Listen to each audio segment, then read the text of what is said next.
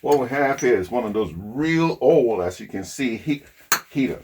This is the oil heater. And when I moved here, back then I had a little bit of cash.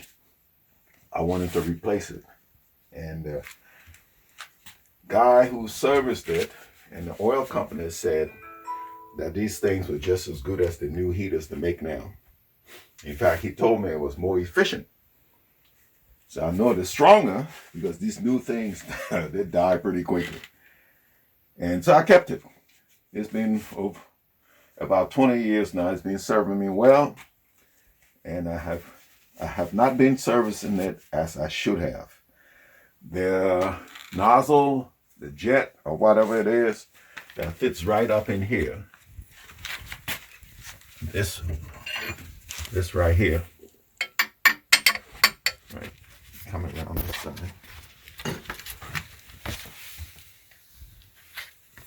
Stand a little bit over to this side so the light will hit it. Well, either way.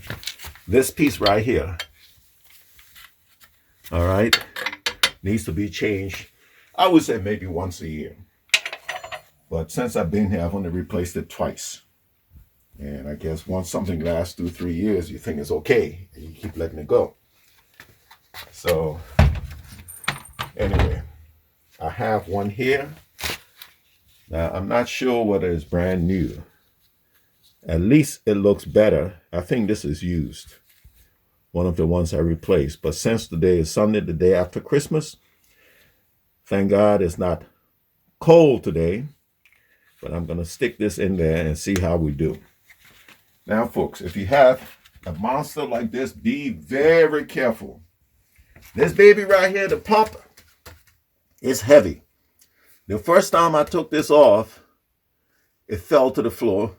And thank God, I mean, being a soccer player, I was quick on pulling my foot out of the way and it hit the floor real hard. Today I had to call my son to give me a hand to take it down because I didn't want to make that mistake again.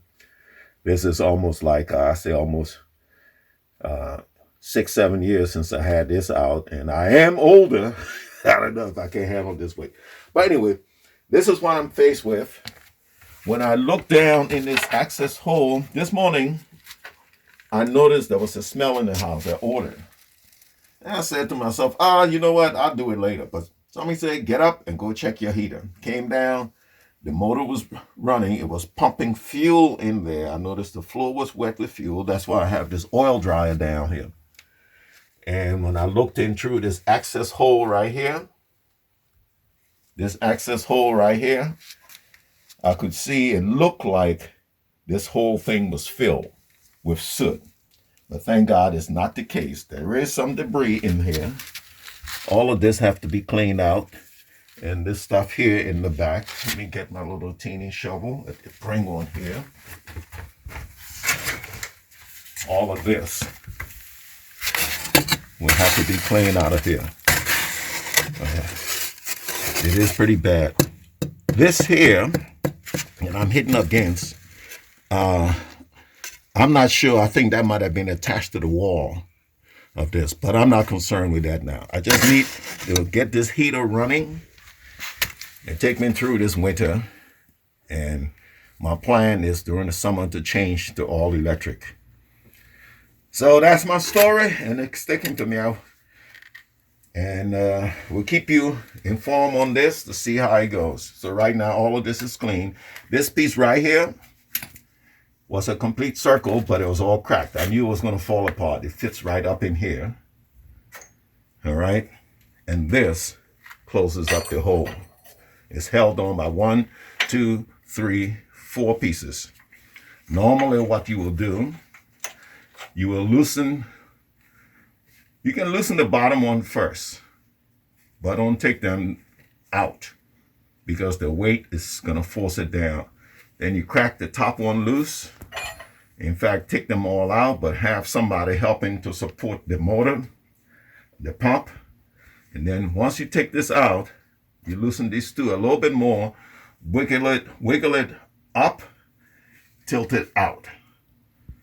I wouldn't take these off right away. Just loosen them enough so you can wiggle it up and slide it This piece right here, I have to clear that hole, then it will come out. So I'm going to sit this back in here. I don't know if they sell stuff like this. These things are so old, I doubt it. So I'll have to place this back in here, get some furnace cement, I guess they will call it, because I used that once before, and put it in the cracks and put it in there.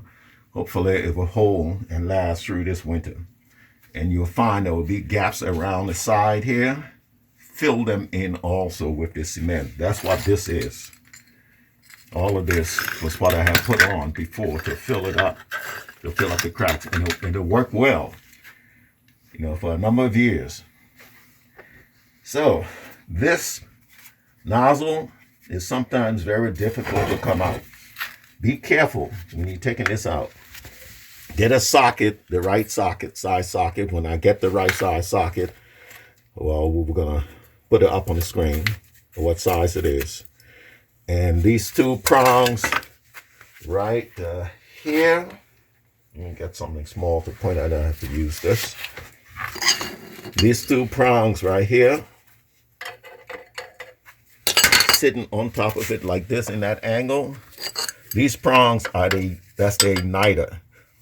When you flip this switch, they will spark as fuel pump out, and that lights the fuel. So that's how this works. There are 3 screws here. You can take this plate off if you desire to. There's one way of doing it. When I cleaned it, when I changed this last time, I didn't take this whole thing off. I just loosened these screws and took the pump off and replaced that. If you take this whole plate off, then you would disturb the seal that you have on this, around this. So if you're just replacing the nozzle, pull the pump away from this plate. All right, folks, it's cleanup time. I'm sure you know what cleanup is. I don't have to show you how to clean up. When you're cleaning up, make sure you don't disturb any of this stuff here. All right, because this piece right here will butt up against that. All right, do not damage any of this stuff around here. What I did, I cleaned that already. It just got a little messy since I tried to put this back in, and it's kind of difficult going in because they have fallen apart in what? 2, 4, about 6, 7 pieces. So what I did, I took this, all these pieces, along with the high temperature furnace cement, and put a little bit of cement in between them, put them together. And it would be nice if I had a big band clamp to clamp around it, but I don't. So I use hanger wire, wrapped it around, and twisted it as tight as I could get it.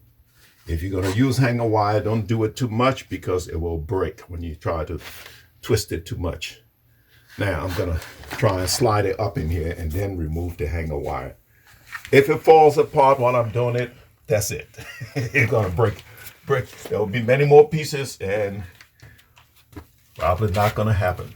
Now, you're going to have to line it up. So this little gap right here, line up with this hole, which is the viewing hole for you to look down in there and inspect what's going on in there. So I'm going to pick this up gingerly, try and slide it in. And twist it to try and line it up. I wish I had thought of this idea earlier because this job would have been done by now. Put it in as far as I can get it. And then remove this.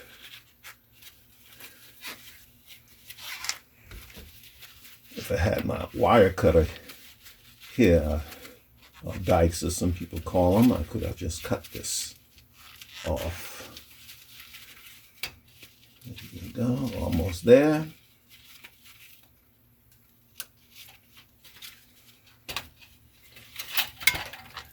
All fall out. She's out. I can just go ahead and tap it in like that.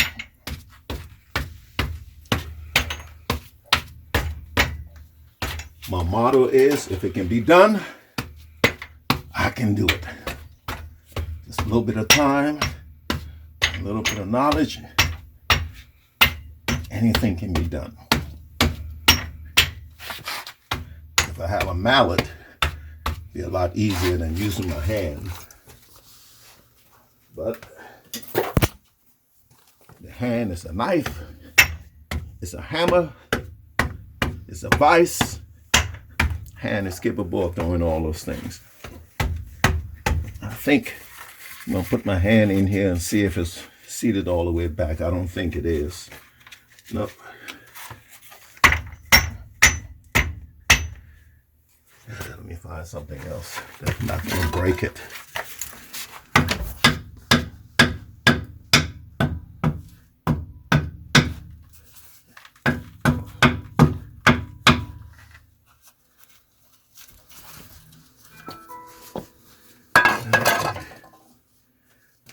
I'm gonna try and lift it a little and tap it. It's obvious to me that something along the bottom is causing it to drag.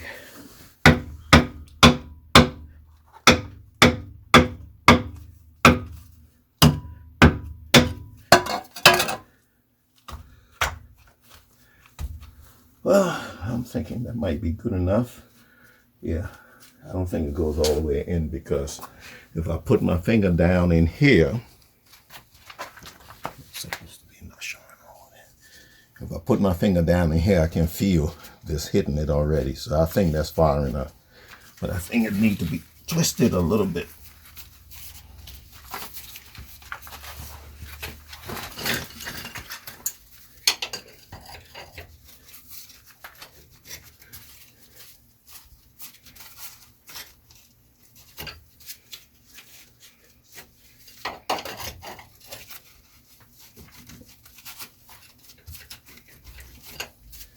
Okay, we're good to go. Now I'm gonna bring it down a little bit, because it doesn't need to be in that far, considering the plate. Now all along here, I'm gonna plaster this in with this cement.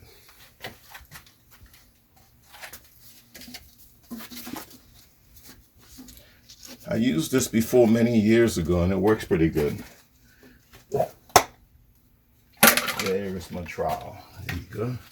I just use one of these, and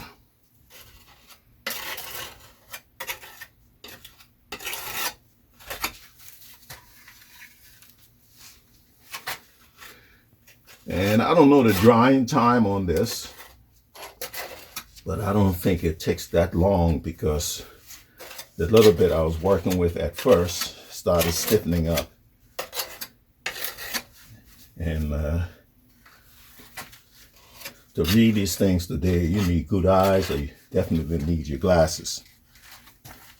And it's kind of strange. What I notice is they're using less and less ink now. The print, even on the computer, seems to be like a very light gray. Maybe they're trying to condition our eyes or something. I don't know. Don't know what's going on.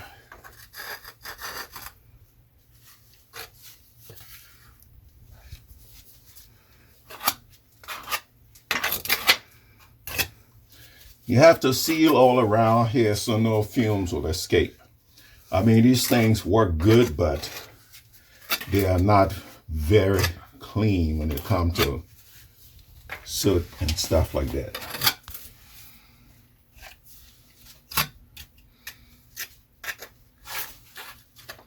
Then I'll seal that up too.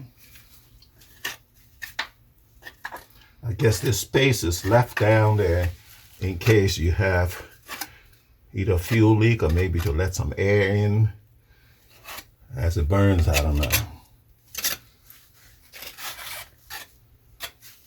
I'm not an expert on this, but I can do my own little repair sometimes. Some of these things are just a matter of common sense. That somebody with common sense had to sit down and design.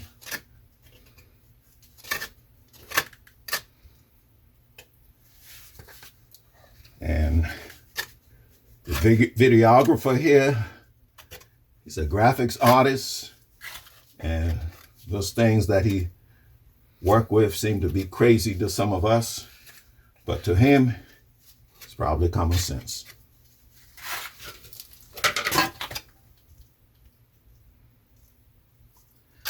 All right. Now I'm going to ask him if he can help me put this up in here. Now, this boy is heavy. Can you? Yeah. Okay. Not bad, if I must say so myself.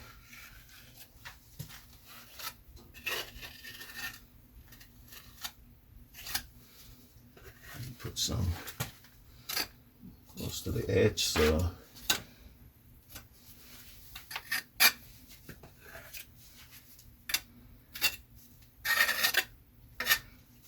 it can seal. Now what I'm going to do, tap on. I'm sure I have some of this somewhere. I guess I bought some years ago. But make sure you clean your tool off good. Always clean your tools. That's your money maker.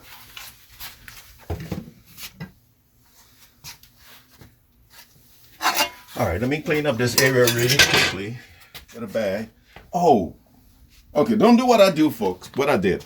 I meant to put these pieces back in there because I'm sure they're there. I'm sure. I know they're there for a reason.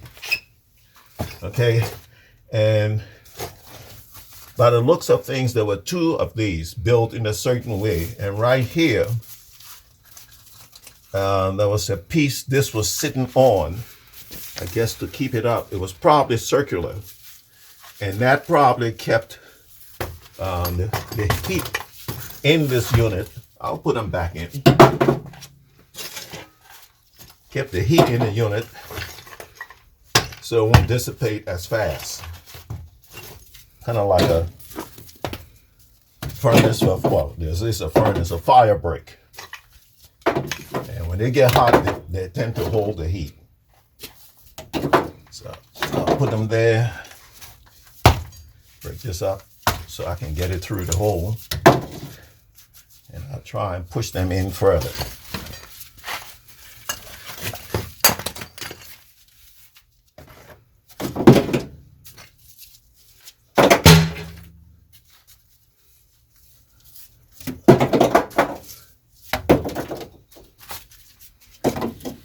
Once I get it through the hole, I will, that one wouldn't quite go. I want to keep it as big as possible, so that it will hold the heat better than longer.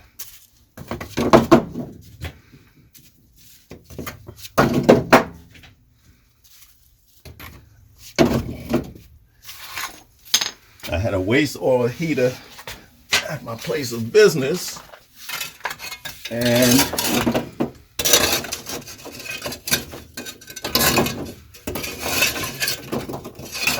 I used to sit down in the furnace. It was one of those real old-fashioned ones, one of the first type they came out with. In the burn era, I used to sit old rotors and stuff in there, and that boy, those things held the heat well. Okay, now I'm gonna set these up here like this.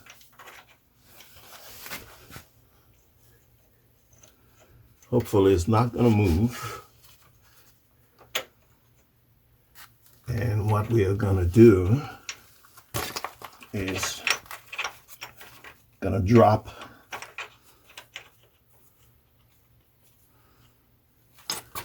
this rim right here down in there, and that will hold it in place for now. But let me clean up this real quickly. At least sweep it. I don't like standing in a lot of trash when you're working. That can be kind of dangerous. All right, folks, this is a chore. We are both sweating. Oh, make sure you snug up the bottom one. Once you got it in place, everything should be flush. And then you go around and tighten everything else.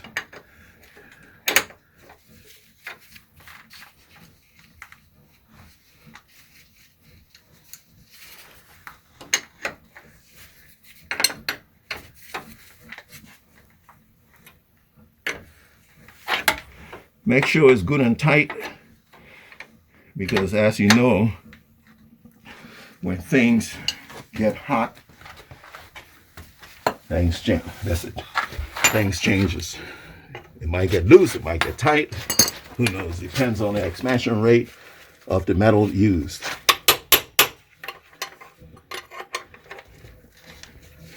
Yeah, we had a mishap while putting it in. Hit the switch accidentally and woo, turned it on. Right now it's still on, trying to go out. I use this one in the back. Find an angle.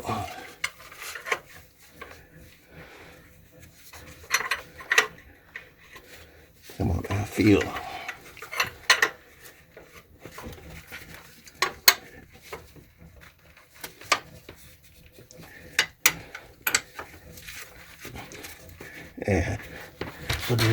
Yeah, I know. I'll just let it will hit up against that and stop turning. All right, folks, I think we're good to go. I'm gonna put the fuel line back on.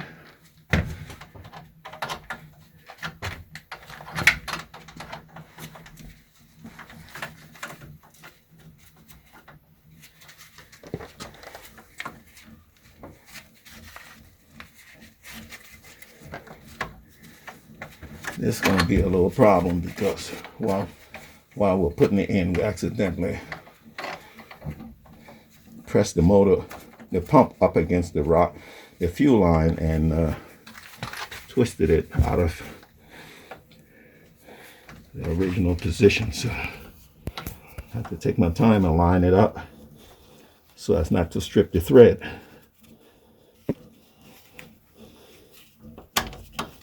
There you go. A lot easier. Wiggle it if you have a little problem, and it will free up in areas and places, and it will go on.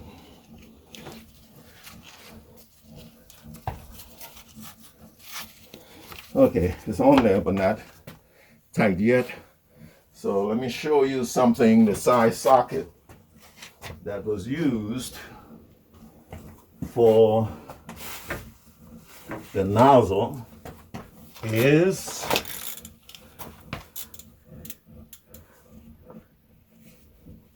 I'm not going to give this to you metric or standard. The socket is so old it's hard to see.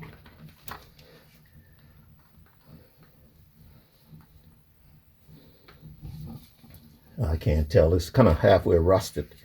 So I will find that size and let you know, and we'll put an imprint in the video. All right, folks. Give me a second, and I shall fire this baby up.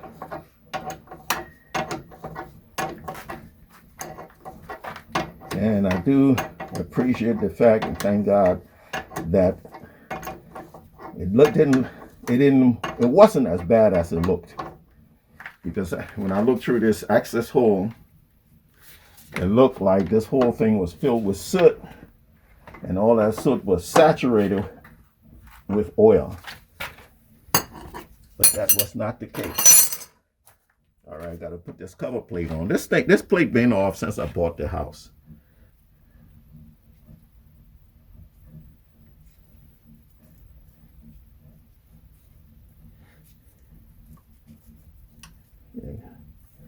It's in there. Is this a raw wire? All right, let's see. Now we're gonna flip the switch. I might have to bleed it. Let me get my face from down there in case we have an accident.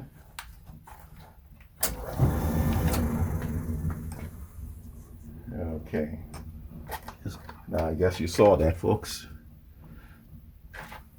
What I will have to do is leave the bottom one tight, loosen these up, and put some of the sealant in here to stop all those fumes from coming. Put the sealant in around there so it acts as a gasket. When I say sealant, I'm referring to the cement. I'm going to flip the switch. Okay.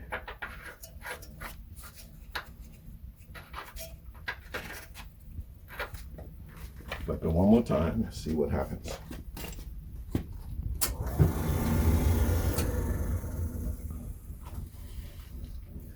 Where is the smoke coming from over down here?